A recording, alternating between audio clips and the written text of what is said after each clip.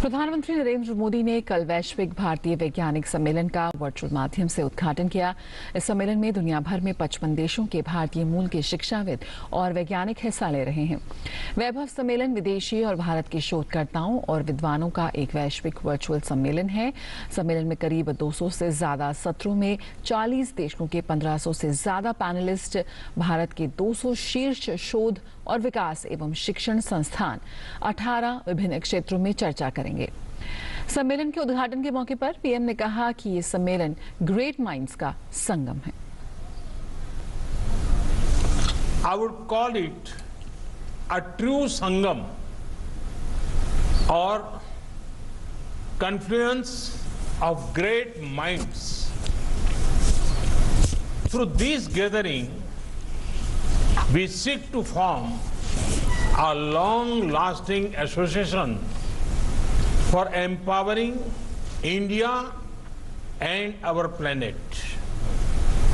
You have brilliantly covered many subjects in your interventions.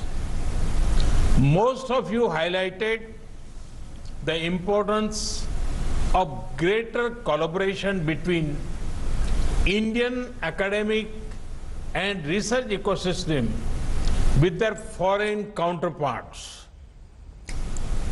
प्रधानमंत्री ने कहा कि उनकी सरकार ने विज्ञान, नवाचार और शोध को बढ़ावा देने के लिए तमाम कदम उठाए हैं। उन्होंने कहा कि किसानों के लिए हमें उच्च स्तर के वैज्ञानिक शोध की जरूरत है। We want top-class scientific research to help our farmers. Our agriculture research scientists have worked hard to ramp up our production of pulses. Today, we import only a very small fraction of our pulses. Our food grain production has hit a record high. PM ने आत्मनिर्भर भारत का भी जिक्र किया और वैज्ञानिकों से इसके लिए सहयोग भी मांगा। We are aiming to build a secure and prosperous future for the coming generations. India's clarion call of an Atmanirbhar Bharat, a self-reliant India, includes a vision of global welfare. In order to realize this dream, I invite you all and seek your support. सम्मेलन का मकसद दुनिया भर में अकादमिक और शोध संस्थानों में काम कर रहे भारतीय विद्वानों को एक मंच पर लाना है, ताकि वे अपने भारतीय सहयोगियों के साथ मिलकर वैश्विक विकास में अकादमिक आधार को और मजबूत कर सकें। वैभव सम्मेलन शैक्षणिक संगठनों द्वारा एक सहयोगात्मक पहल है, जो शिक्षा के क्षेत्र में उभरती चुनौतियों को हल करने में मददगार साबित होगा। और आइए अब खबर देखते हैं हाथरस से। उत्तर प्रदेश सरकार ने हाथरस मामले में शुक्रवार को जिले के पुलिस अधीक्षक सहित 4 अन्य पुलिस अधिकारियों को निलंबित कर दिया। राज्य सरकार ने मामले की जांच कर रही एसआईटी की रिपोर्ट के आधार पर हाथरस के एसपी विक्रांत वीर, क्षेत्राधिकारी राम शब्द और 2 अन्य पुलिसकर्मियों को निलंबित कर दिया है। हाथरस के एसपी विक्रांत वीर की जगह ये जिम्मेदारी अब विनीत जायसवाल को सौंपी गई है। अभी तक विनीत जायसवाल शामली में पुलिस अधीक्षक के पद पर तैनात थे। इस मामले में वादी प्रतिवादी सभी लोगों के नार्को पॉलीग्राफ टेस्ट भी कराए जाएंगे। और कोविड के खिलाफ भारत की जंग जारी है। देश में पिछले 24 घंटों में 78,877 रिकवरी हुई है। इससे राष्ट्रीय रिकवरी दर में लगातार वृद्धि हुई है, जो वर्तमान में 83.70% है। भारत में अभी तक कुल 53,52,078 रिकवरी हुई।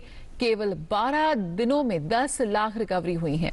इसके साथ ही भारत दुनिया में सबसे ज्यादा कोविड मरीजों के अधिकतम रिकवरी के साथ वैश्विक स्तर पर अपना स्थान बनाए हुए है। भारत में लगातार 11वें दिन सक्रिय मामलों की संख्या 10 लाख से नीचे बनी हुई है। फिलहाल सक्रिय मामलों की संख्या 9,42,217 है। सक्रिय मामलों का 76.62% मामले 10 राज्यों केंद्र शासित प्रदेशों से हैं। राज्यों की सूची में महाराष्ट्र सबसे ऊपर है और यहां 2.5 लाख से अधिक सक्रिय मामले हैं। कर्नाटक 1 लाख से अधिक सक्रिय मामले में हैं वहां पर, और देश के 14 राज्यों और केंद्र शासित प्रदेशों में 5,000 से कम सक्रिय मामले हैं। अमेरिका के राष्ट्रपति डोनाल्ड ट्रंप को कोरोना पॉजिटिव होने के बाद अस्पताल में भर्ती किया गया है। वे और उनकी पत्नी प्रथम महिला मेलेनिया ट्रंप कल कोरोना से संक्रमित पाए गए थे। उन्हें वॉल्टर रीड हॉस्पिटल में भर्ती किया गया है, जहां उनका इलाज हो रहा है। एक वीडियो संदेश में ट्रंप ने कहा कि मैं इस समर्थन के लिए आप लोगों का धन्यवाद करता हूं। मैं वॉल्टर रीड हॉस्पिटल जा रहा हूं। मुझे लगता है कि मैं ठीक हूं, लेकिन हम चाहते हैं कि चीजें ठीक से हों। फर्स्ट लेडी भी ठीक है। मैं सभी लोगों का शुक्रिया अदा करता हूं। मैं इसे कभी नहीं भूलूंगा। अमेरिकी राष्ट्रपति चुनाव में डेमोक्रेटिक पार्टी के प्रत्याशी जो बाइडेन और पूर्व अमेरिकी राष्ट्रपति बराक ओबामा ने भी ट्रंप के जल्द स्वस्थ होने की कामना की है। इसके साथ ही उत्तर कोरिया के तानाशाह किम जोंग उन ने भी ट्रंप के शीघ्र स्वस्थ होने की कामना की है। इस बीच राष्ट्रपति ट्रंप की भागीदारी से जुड़े सभी पूर्व घोषित अभियान कार्यक्रम वर्चुअली आयोजित किए जाएंगे या उन्हें स्थगित किया जा सकता है। फर्स्ट लेडी मेलानिया ट्रंप से जुड़े कार्यक्रमों को भी स्थगित कर दिया गया है। हालांकि उपराष्ट्रपति माइक पेंस चुनावी कैंपेन को जारी रखेंगे।